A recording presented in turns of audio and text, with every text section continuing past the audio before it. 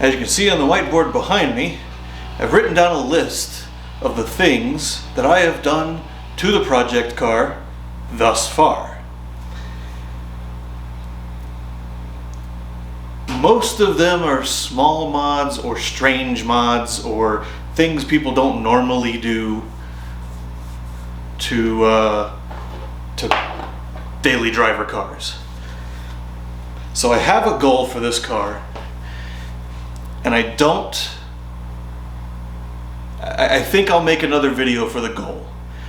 This video is just going to be a short video for whoever wants to watch it that just goes through the background of the major things that I've done. This is not an all-inclusive list by any means. Other things are small things, small changes in parts and small design bits that make negligible difference, but I like it because I'm weird, right? So I guess we'll start with what the car is. It is currently a 92 to 2003 Civic. I've written DC6 because there's parts off of DXs, there's parts off of SIs, there's parts off of CXs, ACX, there's parts off of ACX. We'll get to that in a minute. But it's kind of a, not quite Frankenstein, but getting there at this point. And great thing about Hondas is platform sharing. That's why most people that love Hondas, right? You have your reliability. Honda's been known for a long time for reliability. I can't talk about the newest stuff because I've not dealt with them, but for a long time, Honda's been known for reliability. Honda is generally known for having vehicles that are simple to work on. They're easier to work on than some other OEMs. Their engineers seem to make it a priority for maintenance and repairs, as opposed to some OEMs who shall remain nameless, tending to make things to make shops or dealerships money by making it more difficult to repair, therefore it takes more hours. That's really not a way to run a business, but that's neither here nor there. Let's get to the things I've done. This is in no particular order. It's not chronological or order of importance. There's no order to this list. Just know that it's a list. So, first thing is I've got a custom exhaust. The exhaust header should have been better, but we ran out of parts and time. So if you guys want to see that, let me know below, and I'll go out and I'll take some pictures, or I have some video. I'll edit it and upload the video if you guys really want to see my really bad exhaust manifold. It was proving a point, proof of concept for a specific thing that it does very well. But like I said, we ran out of parts. We ran out of the type of parts that we needed to finish it correctly, and just kind of cobbled the rest together from what we had left. So it's not good by any means, but it serves the function of exhausting gases out the back of the car. The rest of it, I've got flex pipe, I've got a cat, I've got various flanges to make it easier to remove from underneath the vehicle if you need to work on it, because I almost exclusively work on jacks, which means there's not a whole lot of room between the vehicle and the ground generally, so you need things that come apart without a lift, right? We won't talk about the rest of the pipe. It's more hodgepodge stuff, bits that I had on hand. If you want to see it, ask me about it. I'll make a video, but I promise you it's not good. You're not going to be enthusiastic about it. Next is complete tune using the Demon 2 and Neptune RTP. Neptune RTP is no longer in active development, but the developer is still actively assisting people in the forums. The last I heard, there was some problem he was having with an update or something with the forum the last time I was there, so I don't know for sure what's going on, but I email him directly usually because I've got just the history between us. So I'll email him with the history so he can just have that reminder, hey, this is what we've done so far if I have problems. I've pretty much got it sorted at this point. I'm planning on making another video or two about the tune and some of the problems that I've had during tuning. So we'll skip that for now. That'll be later. Frankentrans. Ask me about that in the comments and I'll make a video about it. It's quite interesting. Needless to say, there are 3 different transmissions with slightly different parts across them, and I have made one transmission using parts from all 3. I could show you the book and the numbers and all the other stuff later if you guys really want to see it, but for now we're just calling it Frankentrans, and I like it much better than the one that shipped with the submodel that is attached to the current VIN that is applied to the vehicle. I've got the Z6 intake, which is just a bigger plenum, larger runners, slightly larger throttle body bore opening. It allows more air into the engine, easy peasy. I've got 2016, I don't know the range, but it's 2016 MX-5, so the Mazda Miata, 17-inch wheels on the thing right now. And I had to bore the hub bore and the center cap bore out to make a Honda center cap fit, and to make it fit, because the Mazda's hub bore was 4 millimeters smaller, 2 millimeters smaller than the Honda hub bore, which worked out in my favor because I can have the wheels actually centered on the hub correctly, which you really need to do. And they fit nice, there's no hanging up, they go on, they come off, easy peasy. It's, you know, job's a good one. I have the rear brakes. I did a rear disc swap some years ago, and then I did a bunch of research, and come to find out the 0203 Civic SIs have the same caliper mounting bracket dimensions as the various vehicles that got the rear discs. The 92-95 Civic SI, I believe, had discs. No, I don't remember. It's some Civic SIs, some Integra, what are they, GSRs or GR something, I don't remember. There's a list, you can look it up online. I don't remember the exact details, I've got it written down somewhere. But the 0203 Civic Si calipers will mount on, but if you want to keep the parking brake, they go on upside down. This is all factory trailing arm, factory mounting hardware for the original rear disc setup. So you have to put the bleeders facing down, which means you bleed the brakes in the rear with the calipers off. You have to gravity bleed them essentially, or put a block in them so that you don't overextend the piston and just ruin your caliper, right? I've cut out and deleted the spare tire bin in the back.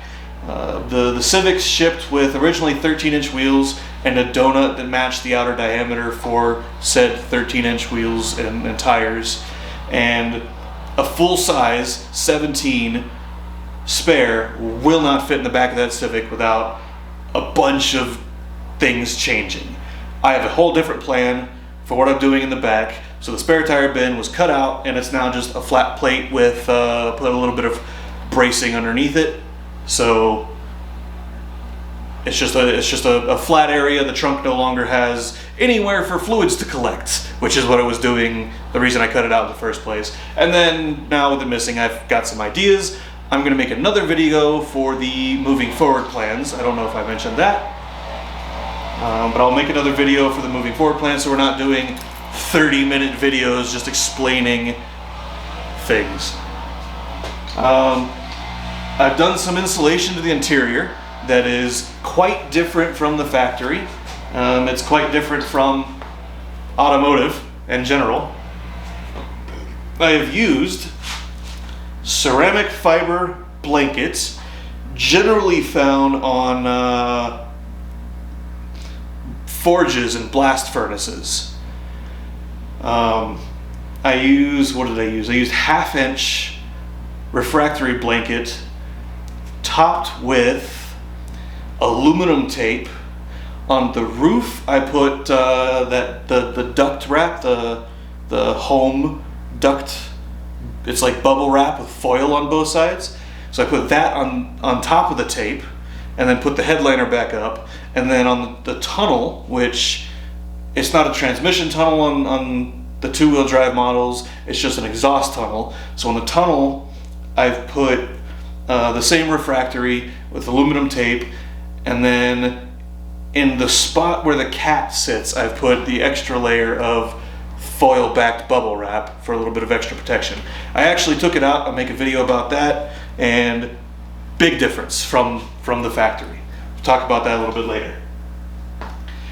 I've been performing a few experiments with the hood and removing engine heat from under the hood without allowing rain, directly just rain falling on the engine. Right? I've seen a bunch of custom hoods, fiberglass and carbon fiber hoods, and they've got these big vents and everything, but those aren't made for just sitting out in the rain or driving when it's raining, especially if it's raining heavily, because the water just dumps all over the engine. And yes, the engine gets wet anyway, but ideally, you don't want to just take a hose to the top of the engine while you're driving around, right? So I've been doing some experiments, and you guys will see that in another video, I'm sure. I might make a video just about the hood. The first video that I posted was this one, the vapor barrier update. I've since made it private, simply because it's not a very good video. If you guys want me to put it back up in public so that anybody can view it, let me know. Like I said, it's not very good. The camera was too far away because of where I was moving to do things. The garage was kind of cramped.